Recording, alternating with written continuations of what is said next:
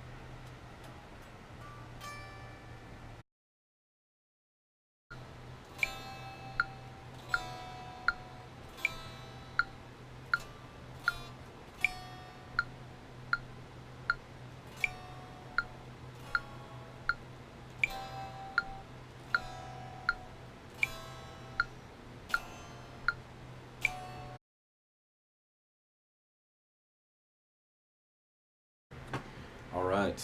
Um, Overall, good session. I'm not going to lie, there was definitely some challenging moments there, and I was feeling like a little bit off before the session began, but I didn't give it much thought. I just thought, I'll get into the groove and I'll feel better. And to a degree, that was true, but I think there was just either other stuff on my mind, or maybe I'm fighting something off physically, like a sickness or something like that. And yeah, just it was a little hard to stay focused. I felt like my thinking was a little negative, and I just it seemed like I didn't have a great pace through the session. And usually that happens when I'm like feeling a little physically compromised, like if I didn't eat well enough or if I didn't sleep well enough or something like that. It just feels like a grind. And every once in a while, stuff comes up like that, and I've found for me personally that the best way to deal with it is just to continue to work and recognize that a couple things. First of all, like you may not be at your best every single day, and you may not even be like in a good place to get work done on any given day.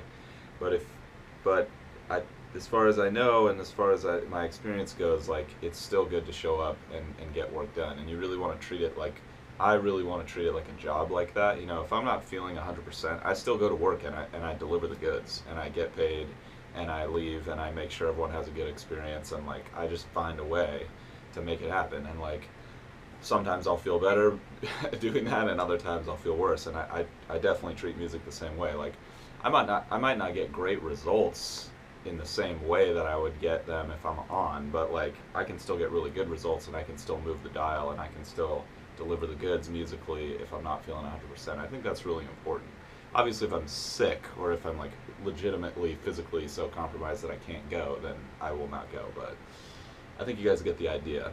The second thing is just to recognize like even even the work that you can get done on a non-optimal day, sometimes it's better than nothing. In fact, a lot of times it is. Um, I know a guy who's like, you know, in the workout world, he's like, you know, even a crappy workout's better than no workout. And I think there's a limit to that way of thinking, especially with music. Like when you're training your body for certain things, like if you're not feeling 100% good, there's probably other things you can focus on besides like certain exercises or technical exercises where you're really trying to program your nervous system in a specific way. You know, there's still ways that you can move yourself forward as a player, as a musician, as an artist, producer, engineer, whatever it is. So, you know, some days are better than others. Let's just tell it like it is. But today was still really good. I'm proud of myself for staying in the groove and getting work done, even though I was feeling a little compromised. I don't know the right way to say it. I just wasn't feeling 100%. But yeah, online classes are going great. I going forward with the ear sketch library, learning a little bit about time placement, using code to place sounds in the DAW. And then I moved on to my music business class, doing a little bit more research on the funk rock genre, because I feel like my previous stuff has been like a little more grunge and much more on the rock side of the spectrum with like a lot of funk influence. I feel like this record is, especially with the addition of the horn section that I've been working on arranging recently, like this might end up being better to market as a funk record.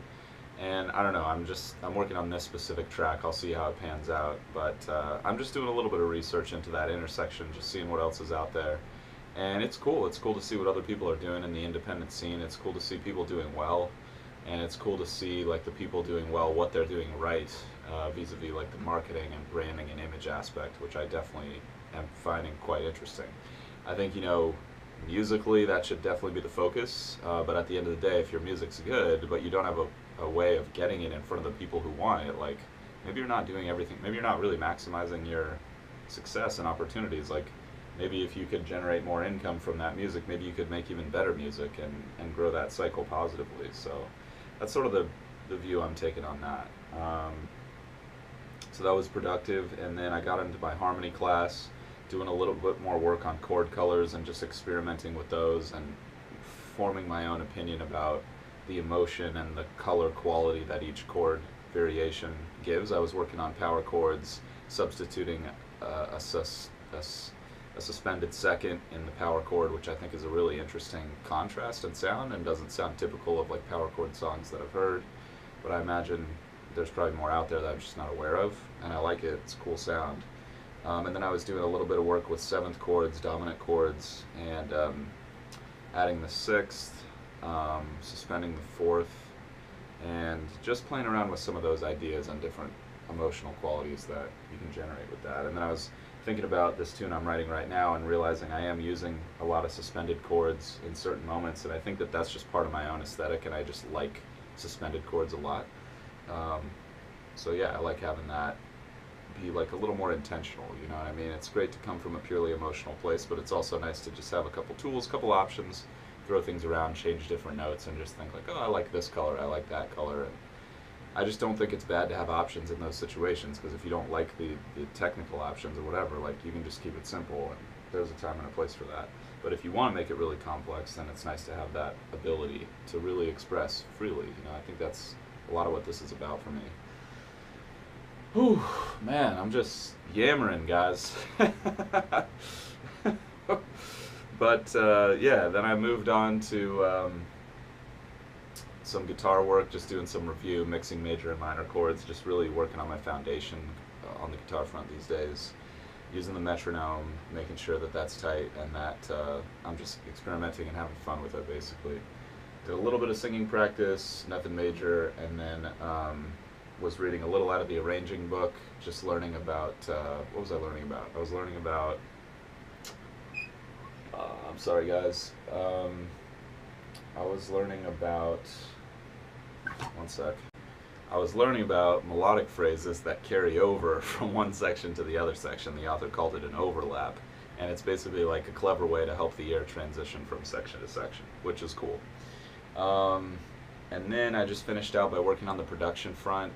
Like I said, I didn't have like a ton of momentum going into that part of the session, I didn't feel, so what I did is I just tightened up the horns. They actually sound pretty good. I think there'll be more adjustments to make as I go forward, as I add more parts to the section, etc., and do some polishing, and I really don't want to get into that fine-tuning right now, because I know that adding other things is going to change it, but I do want the rhythm and the groove to be as close as possible as it's going to be, because as I track stuff over it, I want to make sure that I'm tracking to the right feel, if that makes sense.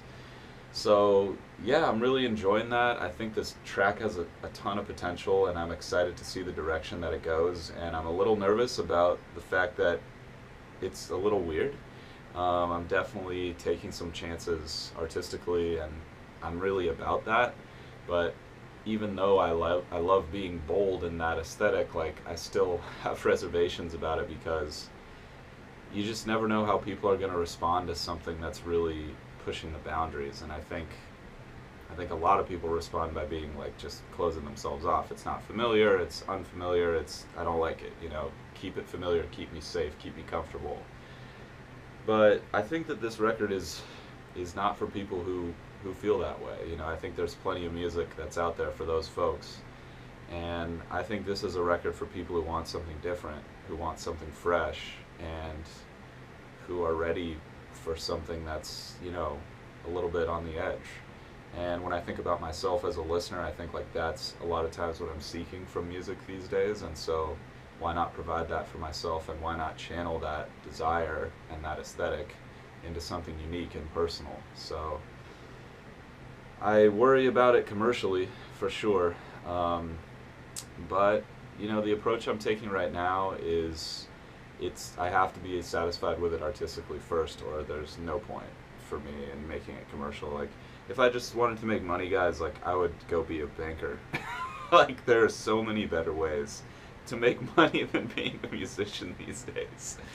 But if I'm honest, I at least want to give myself the opportunity to get that artistic authenticity and commercial possibilities to overlap. And I think if I can do that, I can get into a positive cycle where I have more time to spend on music, I can make higher quality music, I can just have a better experience of making music with less compromise and less difficulty managing the other aspects of my life. And that would be really killer. And if that doesn't happen, like if the decision comes down to like I'm gonna stick to my artistic vision or I'm gonna make as much money as possible, like it's gonna be sticking to the artistic vision. At the same time, once I've executed that vision and I feel good about it, I'm now comfortable, and I don't think this has always been the case, I'm now comfortable being like, let's find the people out there who are into this. I know at least one other person out there is going to be, actually I don't know that. I might be the only person who's into this, and that's fine. I'm totally fine with that, but I want to believe in myself, I want to believe in what's possible, and I want to give it a shot, and if it doesn't work out, like, I can totally live with that, man, but I need to live with it in a way that I knew I was honest, even if it means moving on to something else when it comes to, like, the financial situation. So hopefully that resonates with you guys. Hopefully you know where I'm coming from with that. And if you guys have any thoughts or feelings on that, just like let me know. Let me know. It's sometimes it's a little weird talking to the void, but I know you guys are out there, and I know that at some point we'll connect, and I'm looking forward to that moment. So appreciate you guys for tuning in. Hope you guys are out there grinding towards your goals, enjoying the weekend, and enjoying the process. That's what I'm out here doing. And I'm off tomorrow, but I'll see you guys on Monday for more. Till then.